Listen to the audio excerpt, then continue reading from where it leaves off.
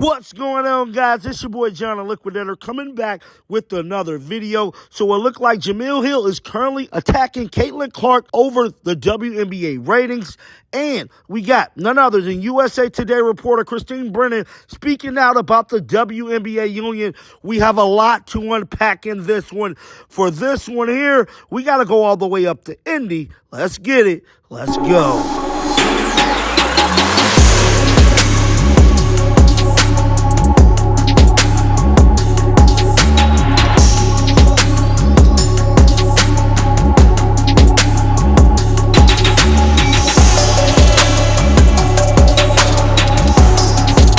Give a huge shout out to Caitlin Clark for getting that Rookie of the Year. We all knew she was going to do it, man. It broke the internet, but it did come with some controversy. So those of you guys who might not have heard this, bro, Caitlin Clark would have been the first WNBA guard in WNBA history to win Rookie of the Year, bro, unanimously.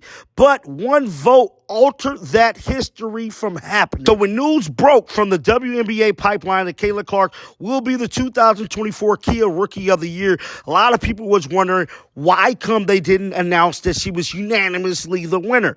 That is because she was not unanimously the winner. Out of 67 votes, Caitlin Clark received 66.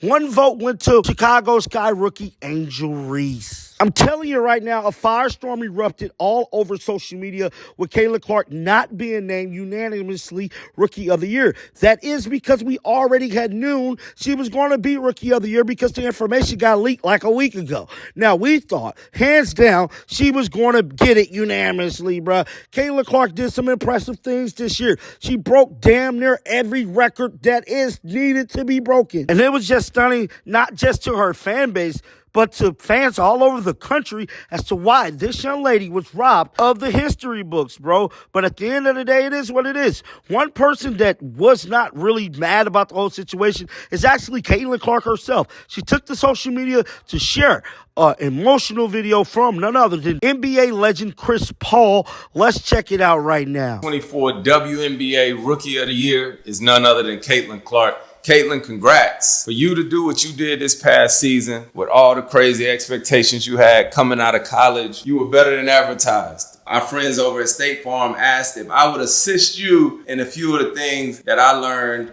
coming from one Rookie of the Year to another, even though mine was 19 years ago. One of the biggest things after winning Rookie of the Year, because that's a big deal, first of all. That's a huge achievement and you should be proud. But going forward, I think the biggest thing I tried to focus on was getting stronger. I wanted to get stronger. I wanted to get faster. I wanted to be better on defense. But more than anything, I tell you, the biggest people that I leaned on was my family, my support system. That was always a group that kept me grounded. I would go back and hoop with all my homies that I played with in college and just try to remain a kid as long as I possibly could. What you did this past season was crazy. Most points by a rookie in WNBA history. Most assists by a rookie in WNBA history.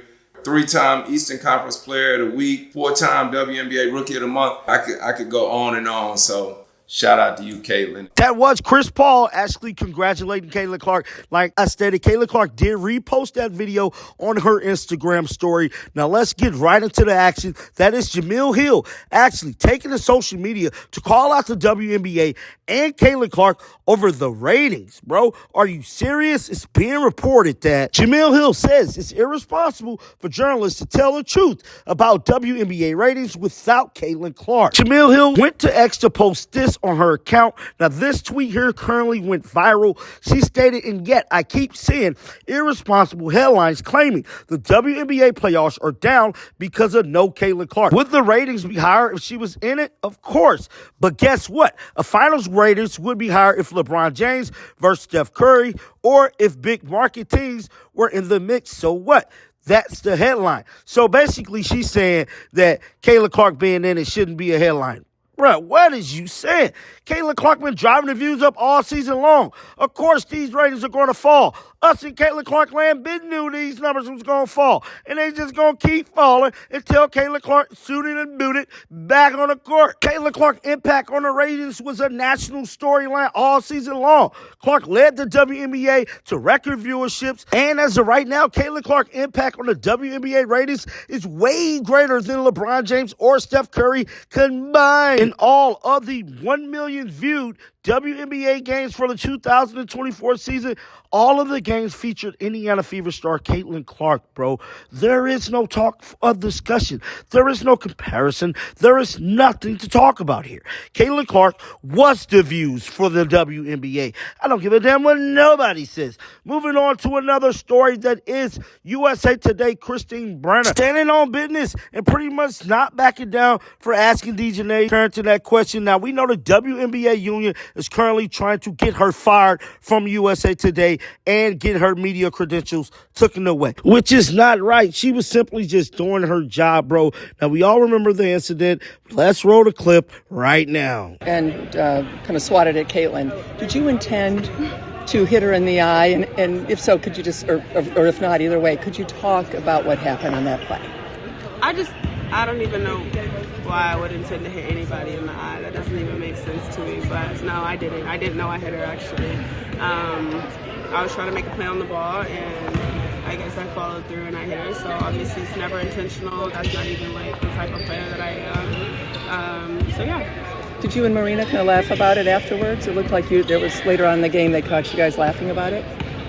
No, I just told you I didn't even know I hit her, so I can't laugh about something I didn't know happened. Yeah, with the increased attention, obviously, on the W this year, obviously you and everyone else are under a lot more of a microscope. Just how does that kind of play into kind of more of the vitriol you've seen this year, especially like on social media? I mean, we all see it. It is what it is.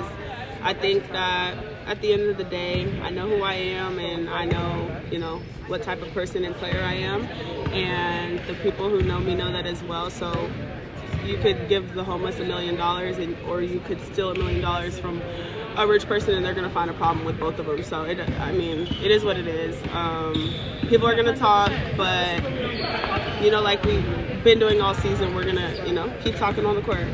Christine Brennan is not backing down. The longtime USA Today columnist is defending her questions to Connecticut Sun star DiJonai Carrington regarding whether she intentionally hit Indiana Fever star Caitlin Clark in the eye on purpose. The WNBA Players Association statement criticizing her and saying she didn't deserve credentials to cover the league is currently the talk of discussion. Christine Brennan appeared on a podcast late yesterday. This is what she had to say about everything. Roll the footage. Ask her a question that I would ask 100 times out of 100 and have 1,000 times out of 1,000 or more of any athlete. An issue in the news, give them a chance to respond, to talk about it. It's a conduit for them to take it and run with it, to deal with an issue that is out there. And clearly this was in the news, right?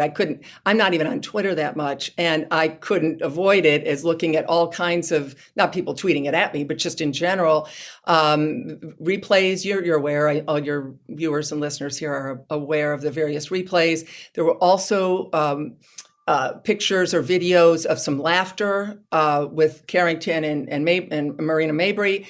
And you know what you do as a journalist? You ask the question and you give them a chance to take it and run with it. And that's exactly what was my intention. That's exactly what I did. Obviously, there's been a lot of attention on it afterwards, but it's journalism 101 for me, Sarah. And that's, as I said, I've asked those questions of Michael Phelps. I've asked them, my goodness, Tiger Woods asked him if at the Masters one year, his doctor the assistant for his doctor had been arrested at the border, the Canada-US border, with illegal, banned substances. In other words, like steroids. And I asked Tiger that question about his doctor and illegal drugs and steroids at the Masters. I mean, I'm never going to shy away from asking any question of any athlete, right. And I'm happy to do it. So you mentioned journalism 101, though. I mean, wouldn't it be considered a leading question to ask if it was intentional instead of asking her, can you tell us about the play? Well, I think I said whether it was intentional or not, because that was an issue that was out there. And then didn't I say, could you walk us? I think I'd have to look at it. Well, then she said that she didn't intend to hit her and didn't know that she had made contact with her. Mm-hmm. And then your follow-up was if she was later laughing about it. But if she didn't know she had hit her, how would she be laughing about an incident she wasn't aware of? Right. That's a very good point, and it's why you asked the question, in my humble opinion, to give her the chance to deal with, to me, the two different, and many people, obviously, the two different issues. In other words, you've got the actual black eye, right, and whatever happened with that. And you can hear me trying to figure out what word to say. Like I'm trying to be, I said swatted, I believe, right? But I wasn't even quite sure how to address it with her, to be fair, and to have a conversation, which of course is what we do in journalism, is just you ask questions. Did it seem like a play outside of basketball play to you? That's what I'm wondering. To me, it looked like a play where she was trying to deflect a pass and made contact. It sounds more like your questions by asking if it was intentional, that maybe you saw something different. No, I had no idea. That's why I asked. Yeah. But you asked about the second one. Well, again, there were two videos, and I know it's 3 to the dome and all that, but you give the athlete a chance, again, you just give them a chance. You can hit that out of the park, That was Christine Brennan, bruh, pretty much standing on business and keeping her ground in this DiJonai Carrington situation. It's going to be interesting to see what the WNBA Players Association do, because Kristen Brennan is not backing down, and it don't look like she's finna lose her credentials, bruh. This whole situation should have been over with. I can't believe we're still talking about DiJonai Carrington. Let's get over this, bruh, but definitely get down in the comments section. Let me know your thoughts about this. Keep them bells on, because you know what? I'm going to bring you the news. And until next time, man, shake the haters off. I'm out of here. Peace out. Shake the haters.